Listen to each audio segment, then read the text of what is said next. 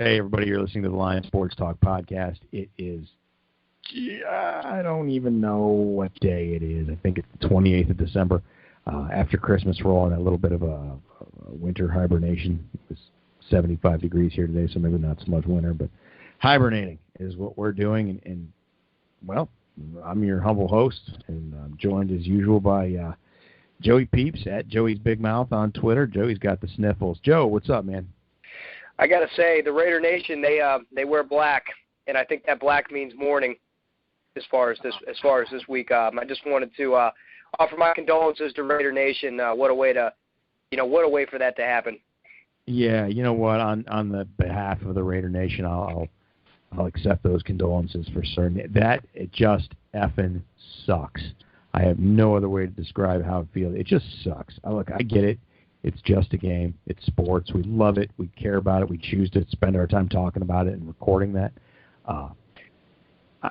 It just sucks. It's this feeling of disappointment, and it reminded me this week how much I hate disappointment. But the disappointment really, for me, has a lot to do with all those players, Derek Carr himself, the coaching staff, all the fans out there, these guys that work hard all year long to get to where they are. You got a real opportunity, having a magical season, and then kaput. I'm not going to give up. I'm certainly going to watch and see what Matt McGloin does on Sunday, but my enthusiasm is tempered, to say the least. Well, one thing I will say, I mean, obviously you can't expect the same results out of Matt McGloin or even close to the same results, but what he does have is if there's a silver lining somewhere and room for optimism, there's plenty of weapons on that offense. Maybe, just maybe, Matt McGloin can do something there. But and you bring up a good point. There's definitely a lot of options between, Coop, Crabtree, Latavius Murray, Jalen Richard, and DeAndre Washington played real well of late. He's got weapons. The defense is better than everybody thinks. Still has secondary issues, but it's not a bad defense. They just give up the big play, and that's a problem. And keep this in mind, too, man. Matt McGloin's been there 3 years also. Actually, 4 years. I'm sorry. He's been there 4 years. He's got some starts under his belt. He's experienced in this offense. So he is a guy who can step in and call the play. He can call the offense. He knows what he's doing. I just don't know that he's certainly not as physically as gifted as number 4. But look, these things happen. This is professional sports. This happens in high school to kids in a playoff run when one of their better players can go down in the game that maybe is meaningless or maybe just it had already been the game put away. You just deal with it. And Jack Del Rio's doing the best he can with this team to just help them just deal with it, and that's what he needs to do. I'm looking at the Raider Nation right now. You'd almost choose to be in. I know my Jets were just there was never a hope or a glimpse of hope for them this year. They're just awful, and I don't know what I'd rather have. Have your hopes led up that high. Really, really thinking you got a shot at it, and then to come down like this, or would you rather just be 3-13? I don't know. It's a tough choice. I thought about that. After all of these sub-500 and really abysmal seasons in Oakland, I thought about that. Would I rather the season have been over by week 8? And then the answer is absolutely not. I would rather be here and see the quarterback go down in week 16 than I would be, staring another 4-12 season in the face. This is a lot better, but because that there's still hope here. There's still future. There's still hope. I always compared it as far as the Bachelor scene goes is the 3-13, the guys, I've explained this to a lot of Browns fans, what it means to be a Browns fan, Jets fan. At least the Browns, they know, or, someone in that position like the Jets were this year, knows that they have no shot. They're that fat, drunk slob with ketchup stains on his shirt that no girl would even look at. And then, but they're in your position here, and what my Jets have done to me in recent years is, you build it up to a certain point and then just let it come down. They're like the guy who goes out, spends all night with the girl, have a great time, great laughs. They go back to her place, and all of a sudden she decides, you know what, I'm not with this. What is more disappointing? It's a toss-up. Yeah, it depends on what you're into, man. For me, it's about hope, and Hope lost a Rebel fighter this week, man. What a shitty week, shitty year for celebrities all around, too. Carrie Fisher died yesterday, 60 years old. Carrie Fisher, of course, rocketing to 19-year-old fame as Princess Leia in the late 70s. Just sad to see. I've heard a lot of people joke and seen this on social media, but the truth is, man, 2016, knock it off. knock it off with all the celebrity deaths. Some of them have just been absolutely brutal. Carrie Fisher, that's a big one.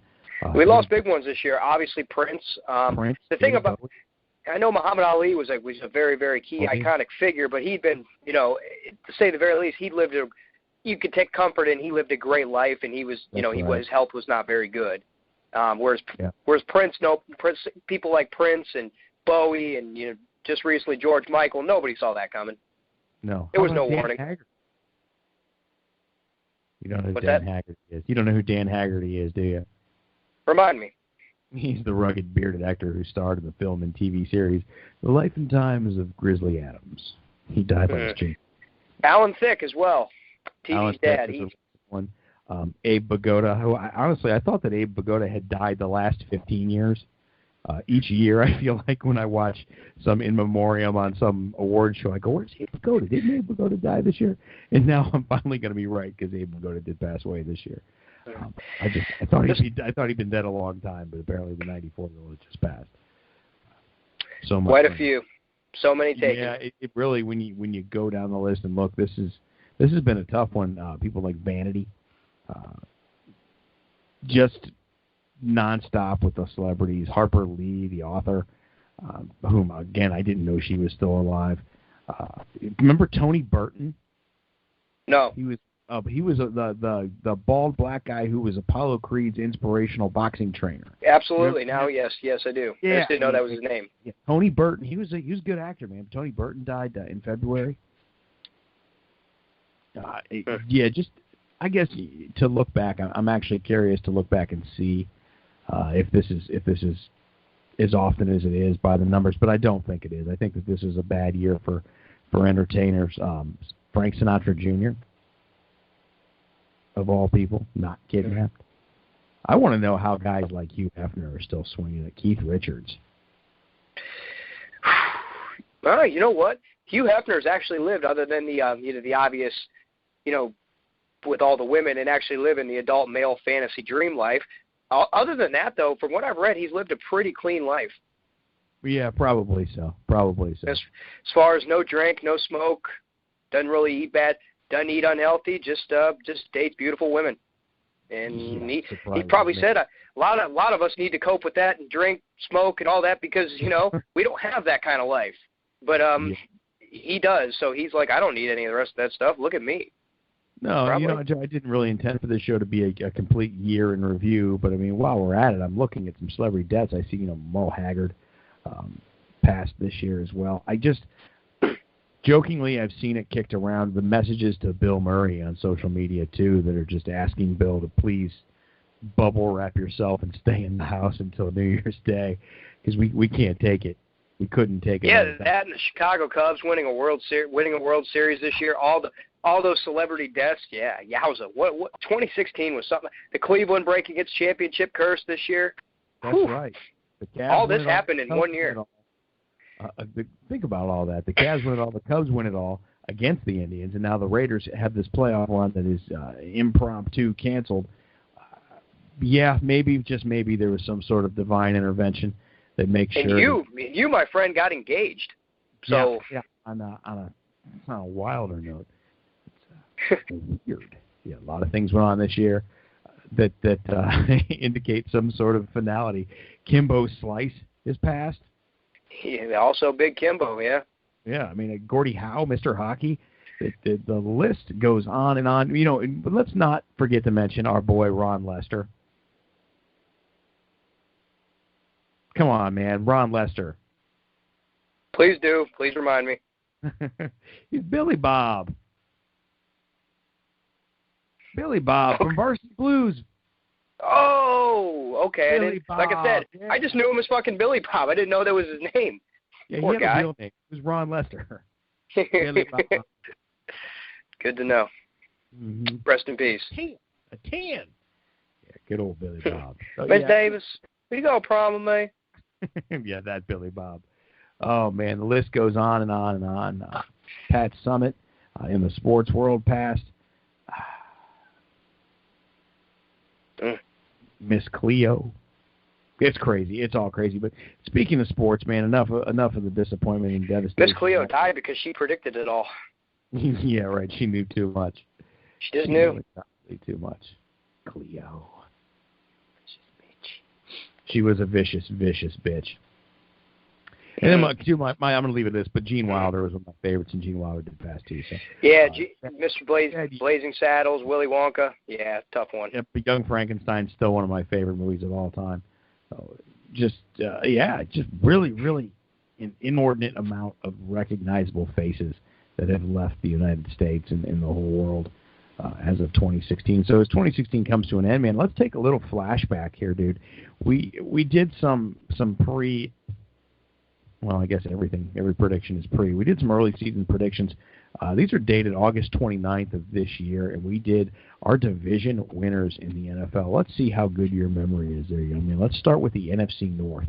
Who did we say was going to win the NFC North? Do you remember? Well, I believe I chose the Pack. Yeah, we sure did. We both took the Green Bay Packers. Very much intact, which I believe they still will win because I believe they'll beat Detroit this weekend. Yeah, I do too. I think that they're going into Detroit on the fast track. A-Rod's no stranger to that. I think he is running the table. And let's talk about that for a second. If they run the table, and what happens if you are faced with Green Bay in Dallas? For an NFC title game? Yeah, I have a very, very I have an inkling that that's just how this might end up. I don't think Green Bay's defense will be any good by then because it's certainly not very good now. I don't think. Well, the NFC as a whole has been very inconsistent this year. Not one team other than the Cowboys has been consistent all year long. And you know the Giants had a slip up on the road in a division game. You can have that. I'm still not ready to count them out. No, I'm not either. I think that's a good football team too. If Rodgers is able to run the table, I think that's pretty cool. I think if he's able to pull that off, it's just a very cool thing, and it's nice to witness it. In the NFC East, you and I had Green Bay also to win the North, but in the NFC East, you and I had separate picks. I took the Washington Redskins to win that division, which in hindsight probably wasn't a good call, but they're still in the mix. If they win this weekend, they're in. You, my friend, took the New York Giants. I took the Giants. I mean, they still had a good year or whatever, but I think neither one of us saw a Dak Prescott. I don't know anybody other than Skip Bayless, who doesn't count, would have chosen a Dak Prescott-led Dallas from the jump, from the get-go. When it first started, a Dallas Cowboys, Dak Prescott-led Dallas Cowboys team going 14-2. No, I'm with you. I will say I heard something from Skip Bayless today. One of the local radio shows here in Tampa had played a snippet of Skip Bayless going back to the 2014 draft. I think it was the 2014 draft. You'll know. And he was talking about, he was actually just ranting to the Houston Texans how this draft will be one that they will forever remember when Johnny Manziel is a larger sports figure in Northeastern Ohio than LeBron James because LeBron the Lombardi Trophy. Oh man, I've definitely said some retarded, stupid ass things in my life, but we all know this. But that's just, that's abysmal right there. I don't even know how you can come back from that. Well, that's the thing too. Is Skip Bayless continuously gets all kinds of paychecks. He's got this new show that I don't even watch it because I can't. I've not watched it one time. No, I can't do it. I don't love Shannon Sharp. I don't love Skip Bayless. I actually Skip Bayless even less than anybody else, any of the other talking heads on television. But I think the Bayless has made a career out of just making people dislike him. Of course. No wonder they gave him $1 million. Half the time what he says is not on point. It's just he's a contrarian. He takes the opposite of what most people believe to piss people off. It's just that's how he does it, and that's what gets him paid. I mean, hats off. I mean, really, hats off to him. I mean, that's actually pretty smart because he figured that out. He's like, okay, well. Yeah, it's really an old radio gag, and it's something. Sure is. To get you to call into the show, and I've heard it today. To this day, people still do it, and I think it's hacky, and it's just anybody can pick a fight, especially on radio, and there's no actual consequence. Anybody can go on. We could open the show up to callers, Joe, get a live audience, and I could go out and say, Bob, if you eat chameleons, you'll shit rainbows. Well, it speaks to the unintelligence and the way people are, that the fact that someone like that who just says these ridiculous things on